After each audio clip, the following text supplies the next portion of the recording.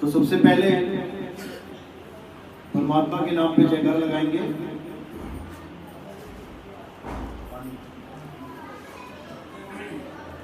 सबसे पहले मालिक के नाम पे जयकारा लगाएंगे, उसके बाद सत्संग शुरू करेंगे। बोलिए परमपिता परमात्मा की सतगुरुबंदी छोड़ कबीर साहिब की, सभी संतों की, सभी भक्तों की, सत्संग कराने वालों की, इनके माता पिता की, इनके बाल गोपाल की, सकल हंस को बंदगी साहेब, बंदगी सतगुरु नितिन साहेब की जय। तो आज परमात्मा की अपार कृपा है जो कानपुर में ये मूल ज्ञान का सत्संग आयोजित किया गया, क्योंकि बहुत बड़े भाग होते हैं उन जीवों के जो इस मूल ज्ञान को सुन पाते हैं, क्योंकि ये ज्ञान सुनना ही दुर्लभ है। ये बहुत बड़ी किस्मत हो तब मिलता है ये ज्ञान, सुनने के लिए मात्र। और उससे भी बड़ी किस्मत उनकी होती है जो इसको समझ जाते हैं, क्योंकि सुनने वाले तो लाखों मिल जाएंगे, लेकिन समझने वाला उन लाखों में कोई एक होगा। इसलिए बोला गया लाखन में कोई समझ न पई है, कोटि मध्य जानेंगे। और कहे कबीर सुनो भाई साधो, हमें बिरले हंस पहचानेंगे। 1 लाख बंदों को सत्संग सुनाया जाए, उनको पता ही लगेगा हुआ क्या क्या बोल दिया महात्मा जी ने। 1 करोड़ में अगर ये सत्संग किया जाए तब कहते हैं बिरले हंस, 10, 12, 15, 20, 25 लोग, वो भी परमात्मा की अपार कृपा हो जाए तो। नहीं तो समझने के बाद भी ये ज्ञान समझ में नहीं आता। ये ऐसा अटपटा ज्ञान है। अटपटा ज्ञान क्यों है? क्योंकि अटपट ज्ञान कबीर का झटपट लखा ना जाए, और जो इसको झटपट लखे तो सब खटपट मिट जाए। अटपटा इसलिए है ये क्योंकि तुम्हें इस ज्ञान के अलावा जितना भी अज्ञान सुना दिया गया है आज तक, तुमने उस पर विश्वास कर लिया है, अटूट विश्वास। अब जब तुमने अज्ञान पे ही विश्वास कर लिया, तुम्हें ज्ञान हजम कैसे हो? जहां तुम्हें ज्ञान की कोई बात बताए, अज्ञान को त्यागने की बात बताए, वहां तुम्हारी हालत खराब हो जाती है कि अरे भाई ये क्या हुआ। यानी जितना भी तुम अज्ञान आज तक लेके बैठे हो, अगर ज्ञान की एक रोशनी आ जाए तो सारे अज्ञान का नाश कर देवे। लेकिन जैसे अंधेरे में बैठे बैठे आदमी को अंधेरे से प्यार हो जाता है, अब उसकी आंखों में हल्की सी टॉर्च मार दो तुम, तो ऐसा बिलबिलाएगा, इतना गुस्सा हो जाएगा, क्या है रे मेरी आंखों में क्यों मुझे परेशान कर रहा है।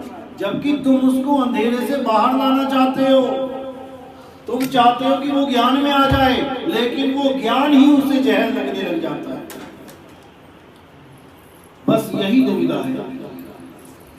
कोई भी गुरु है, आप किसी की भी शरण में हो, आप भूल जाओ कि आपका कोई गुरु है।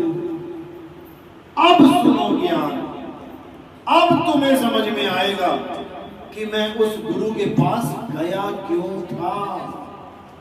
क्योंकि अगर तुम सत्य के अलावा किसी और लक्ष्य को प्राप्त करने के लिए गुरु के पास गए तो तुम्हारा कुछ बनने वाला नहीं। सत्य ही गुरु है, सत्य ही गुरु है।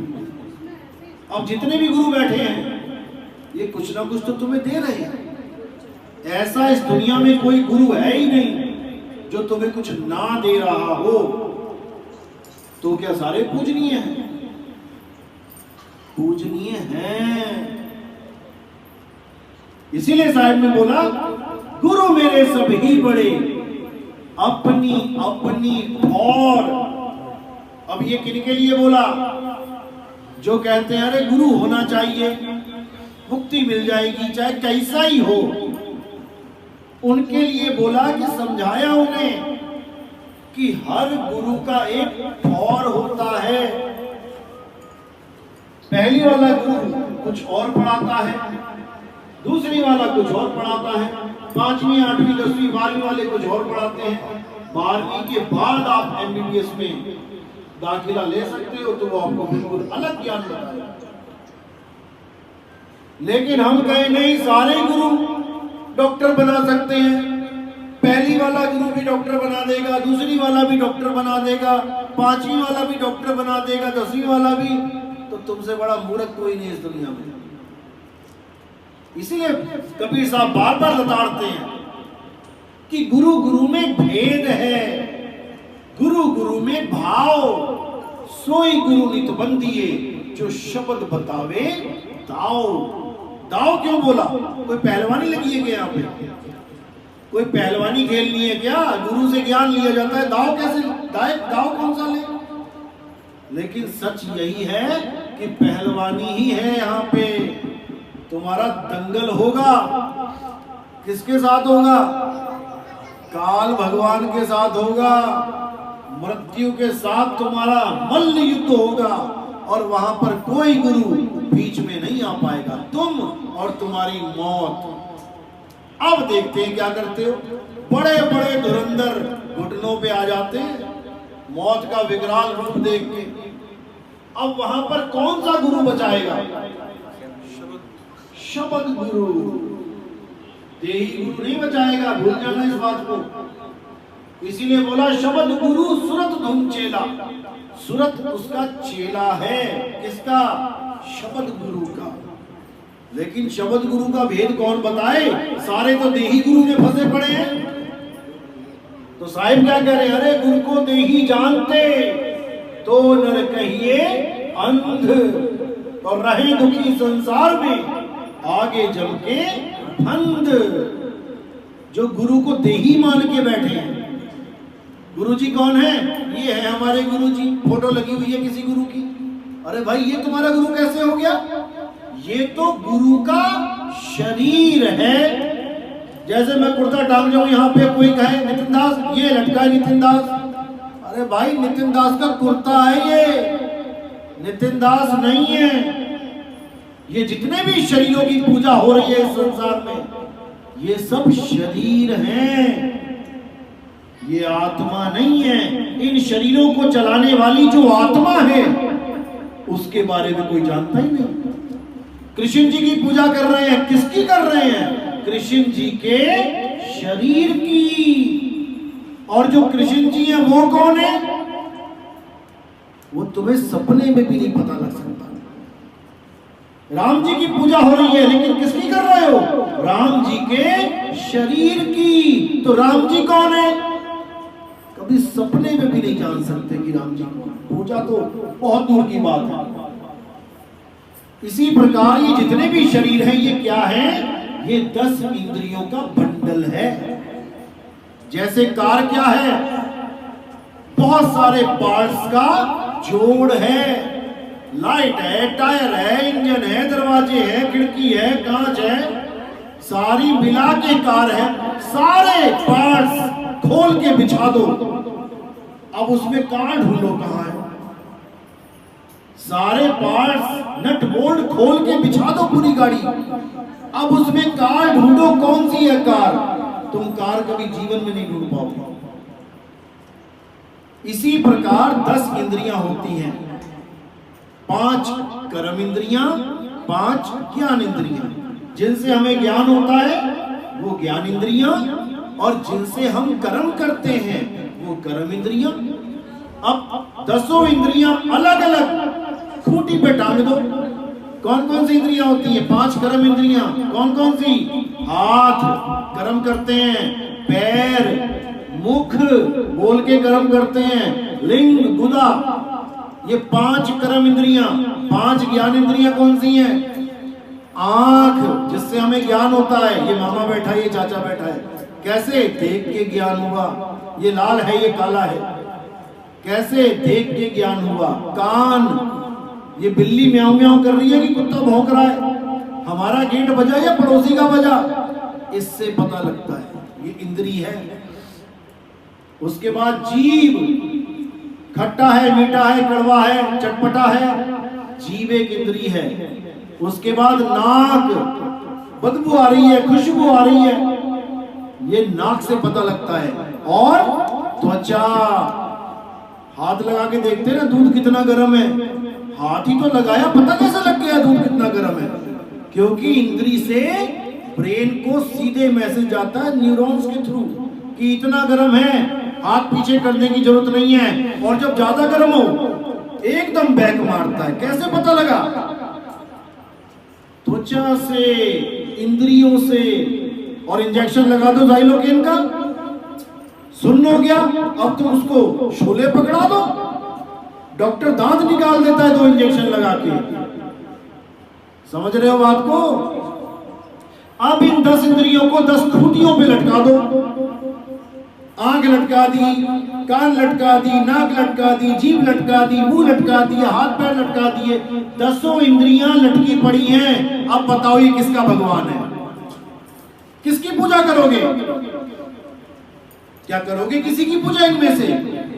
लेकिन इसी 10 का बंडल बना दो, अब कौन बन गया? अब कबीर साहब भी बन गए, अब राम जी भी बन गए, अब हनुमान जी भी बन गए, अब सारे सब बन गए। अब तुम उसकी पूजा कर रहे हो। अब किसकी करी? की। अब भी तुमने आंख ही पूजी, अब भी तुमने नाक ही पूजी, अभी भी तुम मुंह ही पूज रहे हो। अलग अलग करती तो तुम्हारा भगवान नहीं है, इकट्ठा नट बोल्ट जोड़ दिया तुम्हारा भगवान बन गया? नहीं बना। इन 10 इंद्रियों को चला कौन रहा है उसको जानो। हे अर्जुन, तू और मैं शरीर नहीं है। शरीर तो इस आत्मा के कपड़े हैं। शरीर कपड़े हैं, केवल कपड़े ही फटते हैं, आत्मा कभी नहीं मरती। शरीरों के मारे जाने पर भी आत्मा का कभी नाश नहीं होता। ऐसा कोई समय नहीं था जब मैं, तुम या ये सारे राजा महाराजा नहीं थे, और ऐसा कोई समय नहीं होगा जब मैं, तू और ये सारे राजा महाराजा नहीं होंगे। तो बता दो कौन बड़ा कौन छोटा? जब ऐसा कोई समय नहीं था जब ये नहीं थे, और ऐसा कोई समय नहीं होगा जब ये नहीं होंगे, तो कौन बड़ा कौन छोटा? किसने किसको मारा? हे अर्जुन, जो ये सोचता है कि आत्मा किसी को मारती है या किसी के द्वारा मारी जाती है, वो दोनों अज्ञानी हैं। आत्मा ना तो कभी किसी को मारता है, ना किसी के द्वारा मारा जाता है। मरने वाला कौन है? हे अर्जुन, शरीरों की मृत्यु होती है और हम तुम शरीर हैं नहीं। तो राम ने कैसे रावण को मारा? क्या किया राम ने? फिर केवल कपड़े फाड़े। किसके? रावण की आत्मा के। कृष्ण जी ने कंस को मारा, केवल कपड़े फाड़े, कंस की आत्मा की। इसी प्रकार ऐसा कोई समय नहीं था जब ये राजा महाराजा नहीं थे। तो कौन से स्वरूप का जिक्र हो रहा है? आत्म स्वरूप का। नहीं तो बता दो सतयुग में कहां थे ये जितने राजा महाराजा खड़े हैं? नकुल, सहदेव, धृतराष्ट्र, ये सब कहां थे? ये द्रोणाचार्य कहां है त्रेता में? ये देह रूप की बात नहीं चल रही है, ये आत्म स्वरूप की बात चल रही है। हमने कृष्ण जी को कपड़ा मान लिया है। कृष्ण जी की आंखें, कृष्ण जी के नाक, कृष्ण जी के बाल घुंघराले, किसको देख रहे हैं हम? कपड़ों को। लेकिन कृष्ण जी क्या हैं? कृष्ण जी कौन हैं? ये हमें सपने में भी नहीं पता लग सकता। जैसे कबीर साहब ने बोला है, गुरु पशु वेद पशु नारी पुरुष विचार, ते नरक को जाएंगे जब लग ससी दिलकार। यानी जो वेद पशु, गुरु पशु, जो सोचते हैं किताबें पढ़ के मुक्ति हो जाएगी, वो है वेद पशु। जिसको बोला पोथी पढ़ पढ़ जग मुआ, भयो न पंडित हुए, एक आखर पीव का पढ़े सो पंडित हुए। तो एक तो हो गया वेद पशु, एक गुरु पशु। गुरु पशु कौन है? जिसने गुरु धारण कर लिया, अब उसको कोई समझाए भी कि ये गुरु जी का ज्ञान अधूरा। वो क्या कहता, भाई देख मैंने तो गुरु बना लिया, अब मैं इसको नहीं छोड़ सकता, भले नरकों में ले जाए। तो भैया वो नरकों में ही ले जाएगा। ये वो बात हो गई। हाँ मेरे पापा ने मेरा एडमिशन कराया था कि मैं डॉक्टर बन जाऊं, लेकिन उन्होंने पहली क्लास में एडमिशन करा दिया। भैया मैं गुरु नहीं बदलूंगा, मैं तो पहली में रहूंगा, भले ही मुझे डॉक्टर ना बनाए। तो पापा क्या करेंगे पता है, मारेंगे तुम्हारे कान पे कि तुम्हें पहले गुरु के पास थोड़ी नहीं भेजा था मैंने कि हमेशा यही रहे। पहला गुरु तो माध्यम था ताकि तुम अपना कोर्स पूरा करो, दूसरे क्लास के गुरु के पास जाओ, वहां पूरा किया, 5वीं तक गए, 10वीं तक गए, 12वीं तक गए, तब जाके 13वीं में एडमिशन होगा। लेकिन हमें समझ में नहीं आ रही, हमें वही गुरु अच्छे लग रहे हैं जिन्होंने हमें अज्ञान परोस दिया। तो जैसे आप अपने माँ बाप के साथ रहते हैं और ये सोचते हैं मैं मम्मी को बहुत प्यार करती हूँ, बहुत ज्यादा, मैं पापा को बहुत प्यार करती हूँ, बहुत ज्यादा। कितना प्यार करती हूँ पता है? जब तक वो आत्मा शरीर से बैठी है। जिस दिन आत्मा निकल गई, तुम कितना ही प्यार क्यों ना करती हो, तुम उठा के उसको कहां रख दोगी? आग पे। और जब तक आत्मा है, कभी माचिस भी लगा के दिखाना मम्मी को, लगा दोगी तुम? क्या नहीं लगा सकती। तो तुम मम्मी से प्यार नहीं करती, वरना रखती ना कभी आग पे। लेकिन अब तुम्हें एक चीज पता लग चुकी, आग पे क्यों रखा गया? क्योंकि तुम्हें किसी ने बोल दिया कि तुम्हारी मम्मी तुम्हें छोड़ के चली गई। अब तुम्हारे दिल को तसल्ली होगी कि भैया अब जो जलाऊंगी मैं इसको, इसमें मेरी मम्मी नहीं है।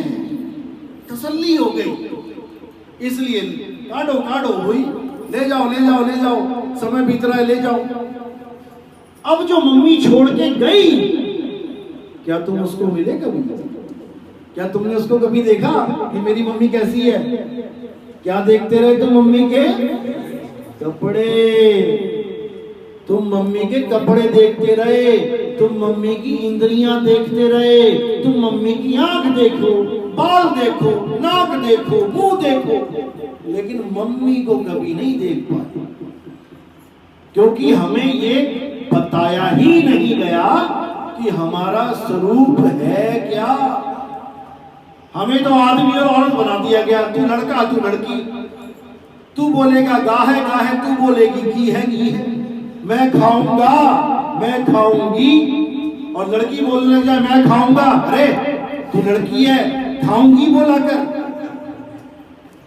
याद रखना, छोटी लड़कियों को देख लो, वो गा ही बोलती हैं, मैं जाऊंगा मैं खाऊंगा, क्योंकि उन्हें पता ही नहीं होता है लड़का लड़की में फर्क क्या है।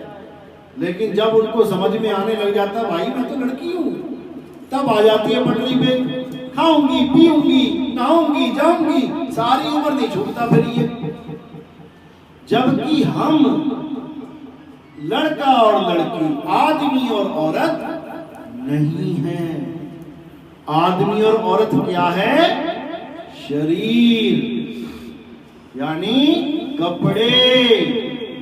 ये जो नीले पीले काले गुलाबी कपड़े पहने हैं, इसका मतलब ये नहीं कि जिस कलर के तुमने कपड़े पहन लिए तुम वैसे ही हो गए।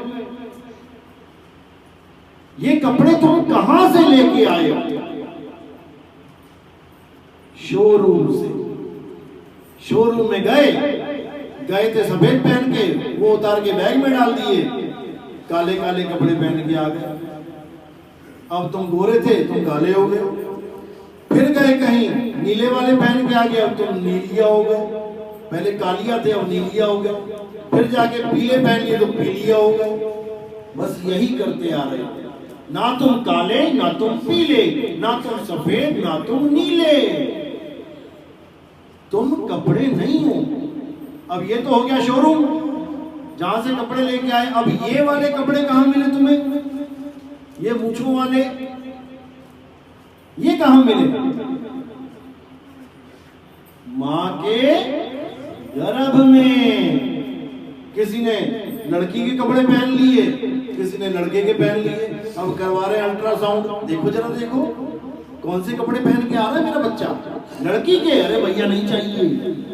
लड़के के? आने दो।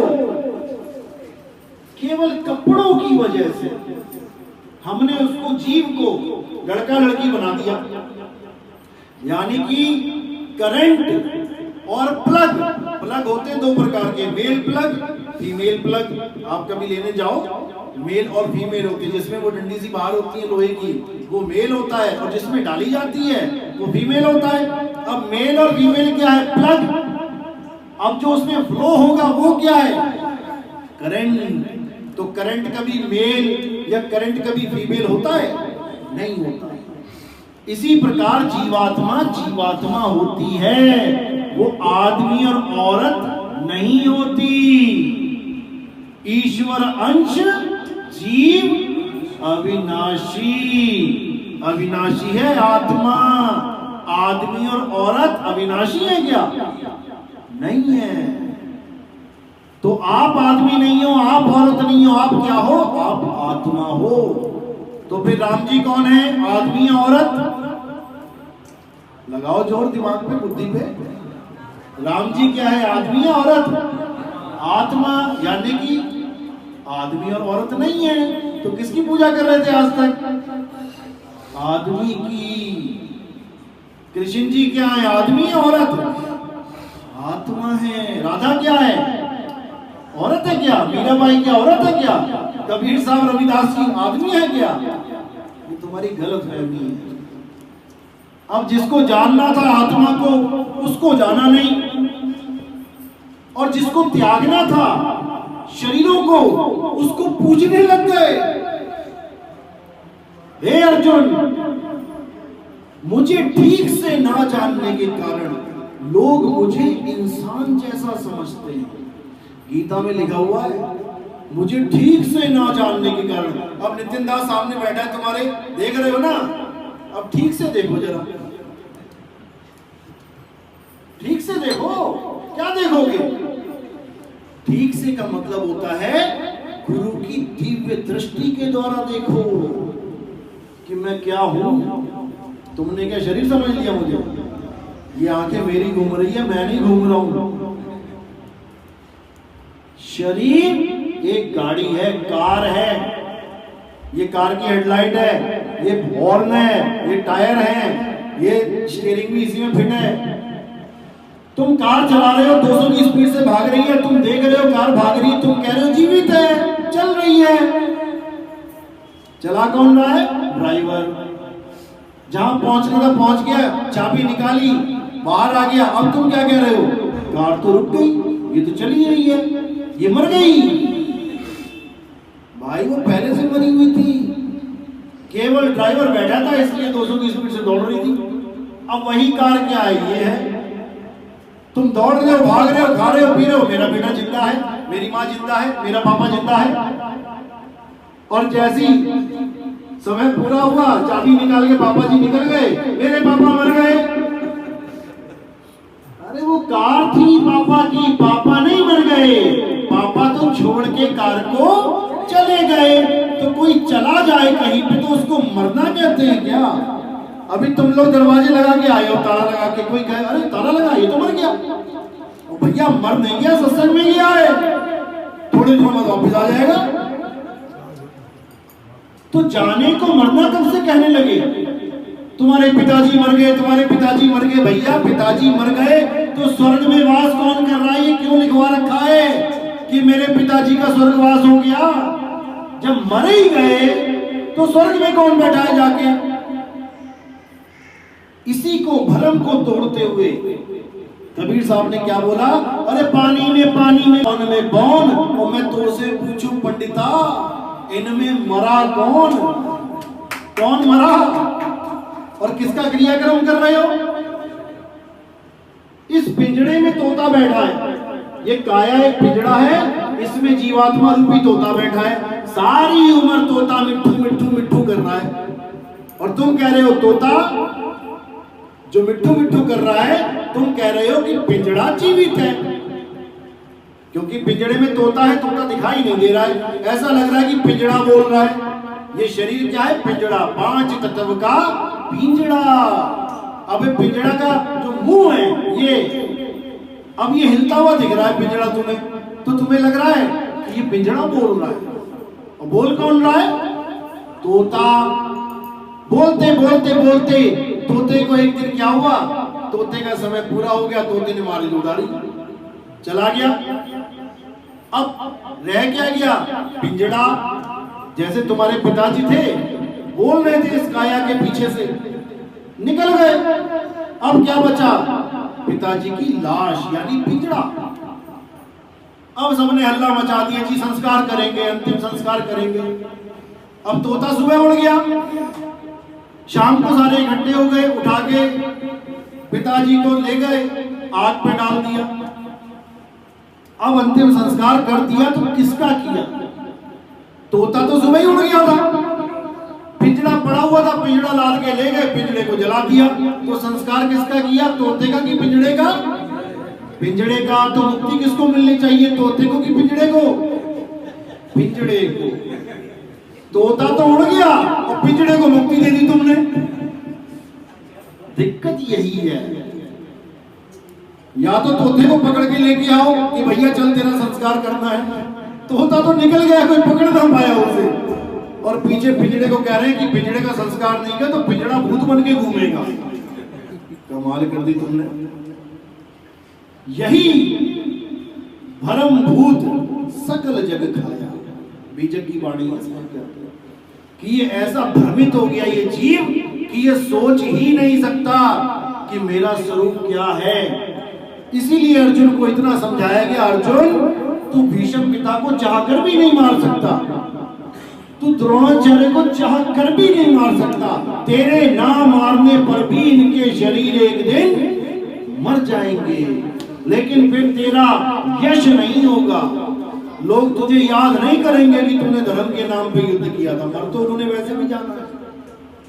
इसलिए हे अर्जुन शस्त्र उठा और इनके शरीरों का नाश कर। लेकिन जब स्वरूप की बात आती है तो क्या बोला गया गीता में कि हे अर्जुन, तीसरा अध्याय 17वां श्लोक, हे अर्जुन वैसे तो बहुत सी पूजा पाठ यज्ञ बहुत से नित्य मंत्र बताए गए वेदों में उन लोगों के लिए जो परमात्मा को प्राप्त करने के लिए तत्पर है, लेकिन अध्याय तीसरा 17वां श्लोक, जो लोग आत्मा में रम जाते हैं, जो लोग आत्मा में संतुष्ट हो जाते हैं, जो लोग शरीरों की पूजा नहीं करते, हे अर्जुन उनके लिए कोई धार्मिक कर्म कर्तव्य लागू ही नहीं होता। उसको ना हरे राम करना है, ना उसको वाहेगुरु वाहेगुरु करना है, ना उसको अल्लाहु अल्लाहु करना है, ना उसे कबीर कबीर करना है। वो केवल अपनी आत्मा को जाने, और कैसे जानेगा, चौथा अध्याय 34वां श्लोक, हे अर्जुन अगर तुम सत्य को जानना चाहते हो, सत्य क्या है, आत्मा ही सत्य है, जिसको कोई काट नहीं सकता, जला नहीं सकता, वायु सुखा नहीं सकती, जल भिगो नहीं सकता, वो है परम सत्य, ना कि शरीर सत्य है। शरीर तो परिवर्तनशील है, हे अर्जुन जो परिवर्तनशील है वही माया है, और जो सत्य आत्मा है वो अपरिवर्तनशील है, अचल है, वो चलती नहीं है, वो अडोल है, वो नित्य है, शाश्वत है, सनातन है।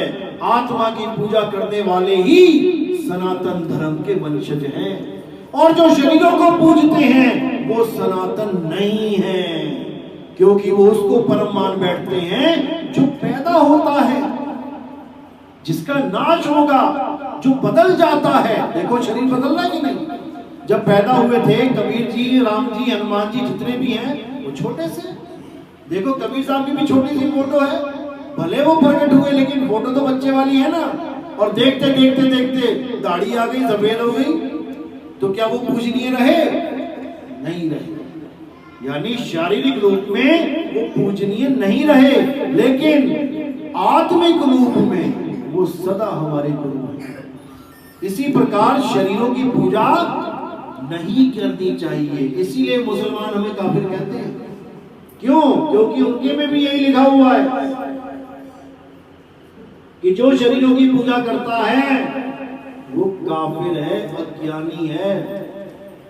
यही हमारी गीता में लिखा है, हे अर्जुन 7वां अध्याय पढ़ो, जो अल्प बुद्धि वाले जीव हैं हैं, जिनकी बुद्धि कम है, वो देवताओं की शरण में जाते हैं, देवताओं की पूजा करते हैं। मैं उन मूर्खों के लिए कभी प्रकट नहीं होता। क्यों? क्योंकि हे अर्जुन, देवताओं की पूजा करने वाले देवलोक को जाते हैं, पितरों की पूजा करने वाले पितरलोक को जाते हैं, भूत प्रेतों की पूजा करने वाले भूतों में जन्म लेते हैं। लेकिन जो मेरे असली तत्व ज्ञान को जानते हैं, यानी जो मुझे तत्व रूप में जानते हैं कि मैं क्या हूं, केवल वही मेरे परम धाम को पहुंचते हैं। नहीं तो शरीरों में उलझे रहोगे। अंत समय में जो जिसकी साधना करता है, जो जिसका रूप ध्याता है, अंत में वो उसी में लय हो जाता है। यानी अगर तुमने सांपों को दूध पिलाया है तो मरते हुए तुम्हारे सामने सांप आएंगे और तुम्हें सांपों के बीच में जन्म लेना पड़ेगा। अगर तुमने खूब पितरों की पूजा करी है तो तुम्हें अंत समय में पितर ही लेने आएंगे और तुम पितरों के बीच में भूखे रहोगे। वहीं साल में एक बार खाना खिला देगा तुम? कितनी बार खिलाते हो? एक बार खिलाते हो ना। और जब पिताजी जिंदा थे एक बार खाते थे साल में। तो फिर यानी 11 महीने, और महीने में भी एक बार देते ना भोजन, या एक महीना चलेगा? मैंने तो कभी दिया नहीं आज तक। एक बार, यानी साल में एक बार, 365 दिन में एक बार खाना खिला दिया और 364 दिन पूछा भी नहीं कि भूख लगी कि नहीं लगी। बताओ, ये सेवा कर रहे हो पितर की। कहीं आ जाए ना सच में, सबसे पहले तुम्हें मारे कि तुझे 3-3 टाइम खाना खिलाया मैंने, तू मुझे साल में एक समय पूछ रहा है, अरे 3 टाइम ही खिला देता। लेकिन नहीं समझ में आ रहा है। असल में किसी पितर के पास कोई भोजन नहीं पहुंचता। क्यों नहीं पहुंचता? क्योंकि तुम भी किसी के पितर हो। तुम भी कहीं मर के आए हो, 10 बार मर लिए तुम किसी के अलग अलग घरों में। अब तुम्हारी भी फोटो लग जाएगी वहां पे, 10 पीढ़ियां गुजर गई, अब तुम भी उसी के पितर हो। अब वो खूब खिला रहा है। क्या ऐसा दिन आया कि तुमने कुछ खाया ना हो और मुंह में एकदम खीर का स्वाद आ गया, मीठा मीठा, और पेट भी भर गया? भाई कभी ऐसा हुआ हो तो बता दो। तुम भी तो पितर हो किसी के, कहीं ना कहीं मर के ही आए हो कि आज पहली बार टपक गए आसमान से। हे अर्जुन, हर शरीर में से हर जीव को निकलना पड़ता है और निकलते ही दूसरा देह धारण करनी पड़ती है। तो कितनी देह छोड़ के आए हो तुम? किसी ना किसी के तो पितर तुम भी हो। जब तुम्हारे पेट में नहीं जा रहा तो तुम किसी के पेट में कैसे डाल दोगे? नहीं डाल सकते। इसी भ्रम से निकलना है भाई। अगर पितर लोक में खाना नहीं मिलता, उनको यहां तक आना पड़ता है खाना खाने के लिए, तो क्या करना है ऐसा लोग? क्या करें ऐसे लोग का अचार डालें? क्या कमाल कर दी। तो इसी भ्रम जाल को तोड़ना है और केवल एक ही चीज है इस दुनिया में। हे अर्जुन, तत्वदर्शियों ने 2 प्रकार के तत्वों का वर्णन किया है, एक असत तत्व, एक सत तत्व। सत तत्व तो अर्जुन आत्मा है। आत्मा को छोड़ के कुछ भी है वो असत तत्व है। वो चाहे शरीर है, चाहे प्रकृति है, चाहे मन माया, 3 गुण, 5 तत्व हैं, वो सब असत्य है। इसलिए हमें असत्य को छोड़ के सत्य को धारण करना चाहिए, यानी हमें आत्मज्ञानी बनना चाहिए। यही कबीर साहब समझा रहे हैं। आत्मज्ञान बिना नल भटके, कभी काबा कभी काशी। काबा कौन दौड़ रहा है? जो निराकार मानते हैं परमात्मा को। और काशी में कौन दौड़ रहे हैं? जो साकार मान रहे हैं परमात्मा को। क्योंकि 2 ताकतें हैं, साकार और निराकार। तो साहिब क्या कह रहे हैं? अरे निर्गुण सरगुण द्वंद्व पसारा, और दोनों पड़ गए काल की धारा। दोनों ही बर्बाद हो गए। तो दादू जी क्या बोले? कोई निर्गुण में रीझ रहा और कोई सरगुण ठहराए। अरे अटपट चाल कबीर की, मुंह से कहीं ना जाए। मैं क्या बताऊं उनकी महिमा। ना सरगुण ना निर्गुण, साकार कहो तो है नहीं और निराकार भी नहीं। सरगुण निर्गुण दोनों से न्यारा, जानेगा कोई जान न हारा। साकार है निर्गुण, साकार है सरगुण। ये जो काया है साकार है, और निर्गुण क्या है? ये सामने निर्गुण दिखाई दे रहा है, क्या? आकाश तत्व, इसी से सब कुछ हो रहा है ब्रह्म, इसी में लीन होते हैं सारे ब्रह्मलीन, यानी पानी और बर्फ। अब पानी को बर्फ बोलो या बर्फ को पानी बोलो, एक ही बात है। यानी तुम साकार बोलो चाहे निराकार बोलो, एक ही बात है। अब इन निराकार और साकार को चला कौन रहा है? किसकी वजह से ये निराकार और साकार खड़े हैं? उसको जानो, वो है आत्म ज्ञान, ब्रह्म ज्ञान नहीं। लोग ब्रह्म ज्ञान के परमात्मा का ज्ञान मान के बैठ गए। 3 प्रकार के ज्ञान हैं, वैसे तो 4 प्रकार के होते हैं। माया का भी ज्ञान है, क्योंकि मायावी ज्ञान बहुत है दुनिया में। अगरबत्ती लगाओ, धूप लगाओ, यही सत्य है। हाँ ठीक है, हमारे यहाँ भी अगरबत्ती जलती है, लेकिन महिमा किसकी है? आत्मा। आत्मा के लिए अगरबत्ती लगा रहे हो, बहुत अच्छी बात है, उसको चाहिए नहीं, तुम्हारे भाव है, कोई बात नहीं। तुम शरीर के लिए अगरबत्ती लगा रहे हो तो तुम अज्ञान में फंस गए भाई। तो इसी को बोला कि निर्गुण सरगुण द्वंद्व पसारा, दोनों झगड़ा कर रहे हैं आपस में। आज हिंदू मुसलमान क्यों लड़ रहे हैं? दोनों को पता है कि हम अपने अपने भगवानों की पूजा कर रहे हैं, लेकिन साबित करने में लगे हैं मुसलमान कि वो निराकार है, और हिंदू साबित करने में लग रहा है कि वो साकार है। झगड़ा यही है। अगर हम इन दोनों को समझ के और दोनों से न्यारे हो जाएं, उस आत्म स्वरूप में आ जाएं, तो मुसलमान भी हमारा भाई है, हिंदू भी हमारा भाई है, आत्मिक भाई है। क्या मुसलमानों में आत्मा नहीं होती? क्या उन पे गीता का ज्ञान लागू नहीं होता? सब पे होता है। ऐसा कोई जीव नहीं है इस दुनिया में जो आत्मा नहीं हो सकता। सब आत्मा में लीन हो सकते हैं। कौन होगा? जीव ही होगा। इसीलिए बोला बहुबंधन में बांधिया एक बेचारा जीव, और केवल छूटे आपने जो न छुड़ाए पीव। जब तक वो आत्म ज्ञान को प्राप्त नहीं हुआ, वो छूट नहीं सकता। इसीलिए बार बार कबीर साहब यही समझाते हैं कि माया का ज्ञान सबसे नीचे लेवल का ज्ञान होता है, होता वो ज्ञान ही है। यानी जैसे आप स्कूल में जाते हो, क्रच में जाते हो, बच्चों को ABCD सिखाई जाती है वो ज्ञान ही, लेकिन बहुत लो लेवल का। इसी प्रकार माया के ज्ञान में क्या आता है? जितनी भी ये धूप अगरबत्तियां, पूजा पाठ, नित्यनेम, मूर्ति पूजा, मंदिर पूजा, तीर्थ पूजा, ये सब माया का ज्ञान है। जड़ माया जो दिखाई देती है आंखों से। मंदिर दिखाई देता है, लेकिन कुछ साल पहले वो मंदिर नहीं था वहां पे, तुमने बना दिया। थोड़े दिनों में फिर देखोगे पुराने पुराने मंदिर ढह जाते हैं, तुमने बनाया, गिर गया। यानी जड़ माया की पूजा करी तुमने, पत्थरों की पूजा करी। फैक्ट्री से पत्थर बन के निकला, जिसने बनाया एक आम आदमी, बढ़िया से बना के चित्रकारी करके। देखो सड़कों के किनारे 50-50 मूर्तियां लगी हैं गणेश जी की। जब गणेश चतुर्थी आती है, देखो कितनी मूर्तियां लगी हैं गणेश जी की, लेकिन तुम्हारे अंदर भाव नहीं आता कि मैं जाके माथा टेकूं 50 रुपए का, 100 रुपए का। नहीं तो टेक के दिखा देना भाई, वो भी तो मूर्तियां हैं। माता की मूर्तियां देखो, 100-100 मूर्तियां बना के मूर्तिकार रख देता है कि आएगा ग्राहक बेचूंगा। क्या तुम वहां पर 500-500 के नोट रख सकते हो? उन मूर्तियों के आगे नहीं रख सकते। लेकिन उस मंदिर में जाके रख दोगे जहां तुम्हारा भाव जुड़ा है। यानी कि जब तक वो मंदिर के बाहर थी तब मेरा भाव नहीं था, तब वो माता भी नहीं थी। फिर तो मैंने देख दाख के रेट पूछ के निकल गया, माता का क्या रेट है। और जब वो मंदिर में आ गई, अब मैं बड़का ज्ञानी बन गया, बड़का भगत बन गया। अब 500 छोड़ 2000 के फोटो भी की साथ में। यही अज्ञान है।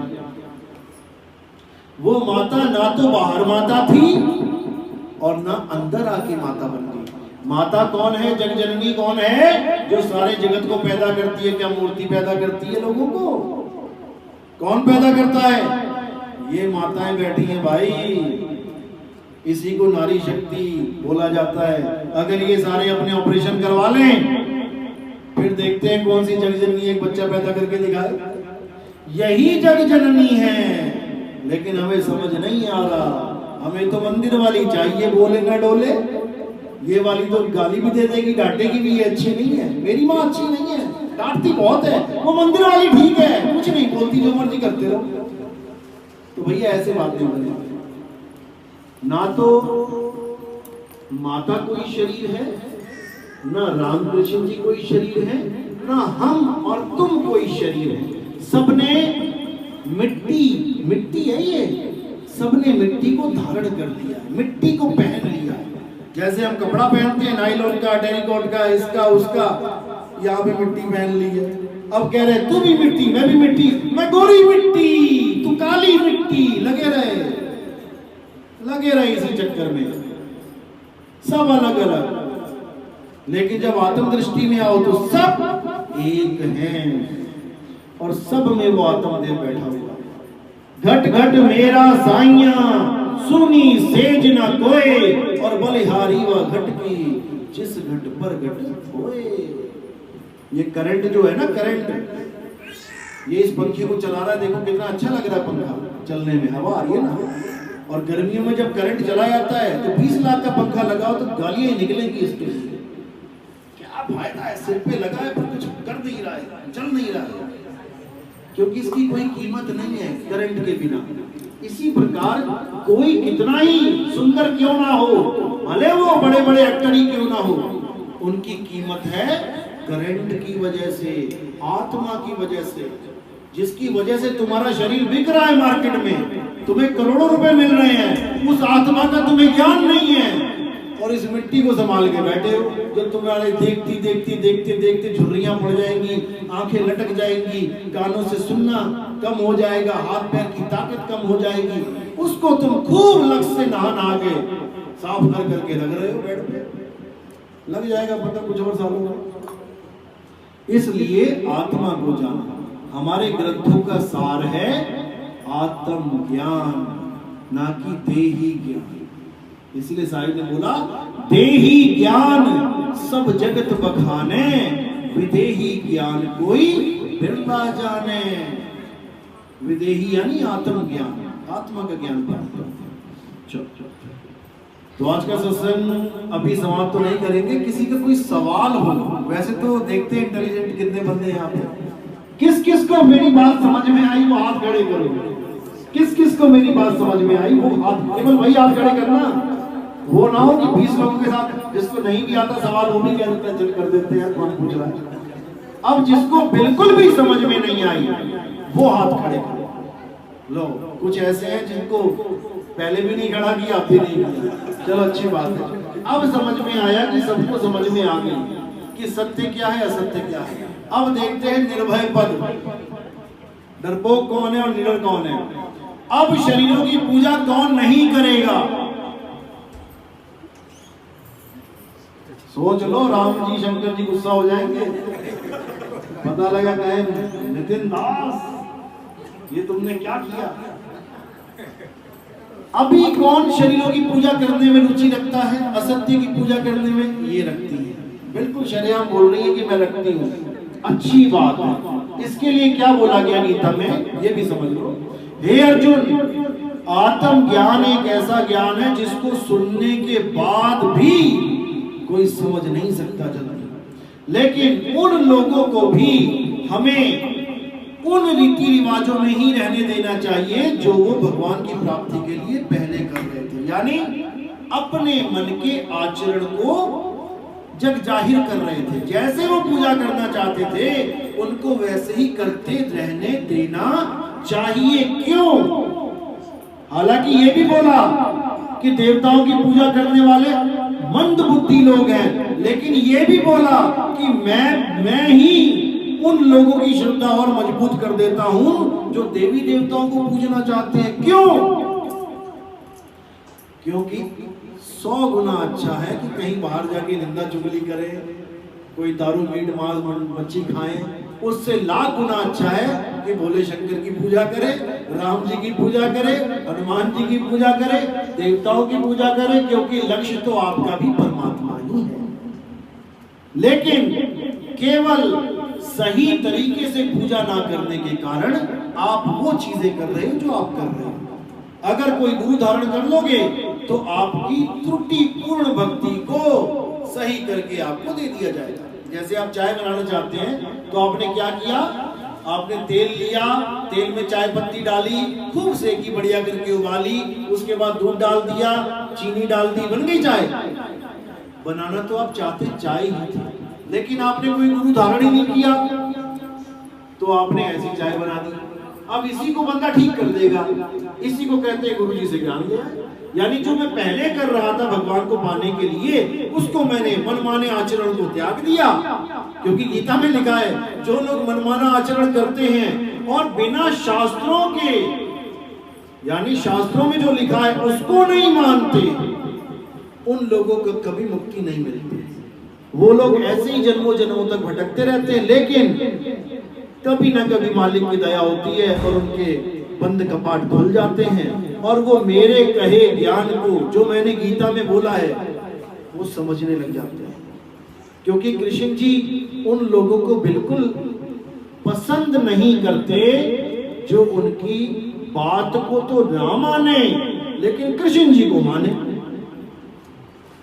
फिर समझ लो, यानी एक पिता है जिसका पुत्र ये तो मानता है कि तू मेरा बाप है, लेकिन उस बाप की कही एक बात नहीं मानता, तो वो बाप क्या करता है, पड़ोसी के पास जाके, यार कैसा बेटा पैदा हो गया, इससे अच्छा तो होता ही ना।